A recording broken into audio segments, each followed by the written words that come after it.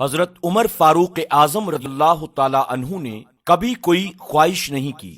ایک دن آپ کا مچھلی کھانے کو دل چاہا تو آپ نے اپنے غلام یرکا سے اس خواہش کا اظہار فرمایا۔ یرکا آپ کا بڑا وفادار غلام تھا۔ ایک دن آپ نے فرمایا، یرکا آج میرا مچھلی کھانے کو دل کرتا ہے، لیکن مسئلہ یہ ہے کہ 8 میل دور جانا پڑے گا دریا کے پاس مچھلی لینے، اور 8 میل واپس آنا پڑے گا مچھلی لے کر۔ پھر آپ نے فرمایا، رہنے دو، ایک چھوٹی سی خواہش کے لیے اپنے آپ کو اتنی بڑی مشقت میں ڈالنا اچھا نہیں لگتا۔ 8 میل جانا اور 8 میل واپس آنا صرف میری مچھلی کے لیے، چھوڑو یرکا، اگر قریب سے ملتی تو اور بات تھی۔ غلام کہتا ہے، میں کئی سالوں سے آپ کا خادم تھا، پر آپ نے کبھی بھی کسی بات کی کوئی خواہش نہیں کی، پر آج جب خواہش کی ہے تو میں نے دل میں خیال کیا کہ حضرت عمر فاروق اعظم نے پہلی مرتبہ کسی بات کی خواہش کی ہے اور میں اسے پورا نہ کروں، ایسا کیسے ہو سکتا ہے؟ غلام کہتے ہیں کہ جناب عمر فاروق اعظم رضی اللہ تعالی عنہ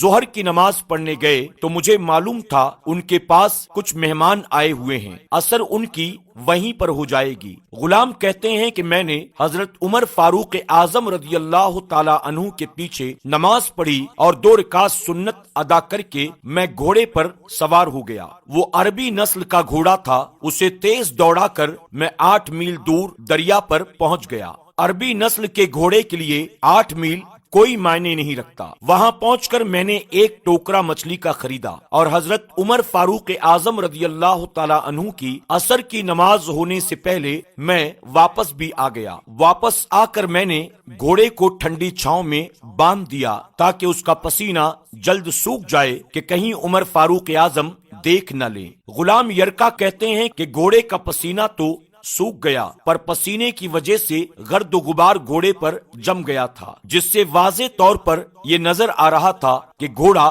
کہیں سفر پر جا کر آیا ہے۔ پھر میں نے سوچا کہ حضرت عمر فاروق اعظم کہیں دیکھ نہ لیں۔ میں جلدی سے گھوڑے کو کنویں پر لے گیا اور میں نے اس کو غسل کرایا اور اسے لا کر چھاؤں میں دوبارہ باندھ دیا۔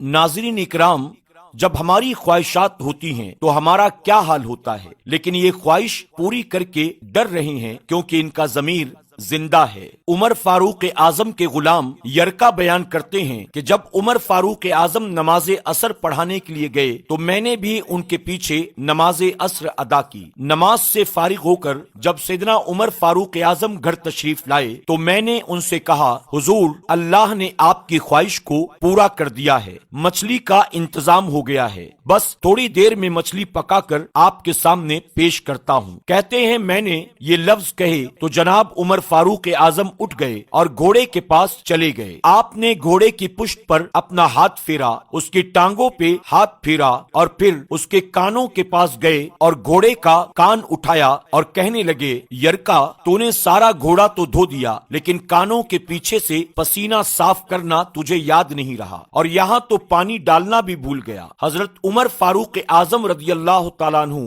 گھٹنوں کے بل زمین پر بیٹھ گئے اور کہنے لگے، او یار یرکا، ادھر آ، تیری وفا میں مجھے کوئی شک نہیں ہے، اور میں کوئی بہت زیادہ نیک آدمی بھی نہیں ہوں، کوئی پرہیزگار بھی نہیں ہوں، میں تو ہر وقت اللہ سے دعائیں مانگتا ہوں، اے اللہ، قیامت کے دن میری نیکیاں اور برائیاں برابر کر کے تو مجھے معاف فرما دینا۔ میں نے کوئی بہت زیادہ تقویٰ بھی اختیار نہیں کیا۔ اور بات کو جاری رکھتے ہوئے آپ فرمانے لگے، یار یرکا، ایک بات تو بتا، اگر یہ گھوڑا قیامت کے دن اللہ کی بارگاہ میں فریاد کرنے لگے گا کہ یا اللہ، عمر نے مجھے اپنی ایک خواہش پوری کرنے کے لیے 16 میل کا سفر طے کرایا ہے، اے اللہ، میں جانور تھا، بے زبان تھا، 16 میل کا سفر صرف ایک خواہش کو پوری کرنے کے لیے، تو پھر یرکا تو بتا، میرے جیسا کمزور وجود کا آدمی اپنے مالک کے حضور گھوڑے کے سوال کا جواب بھلا کیسے دے گا؟ یرکا بیان کرتے ہیں، میں اپنے باپ کے فوت ہونے پر اتنا نہیں رویا تھا جتنا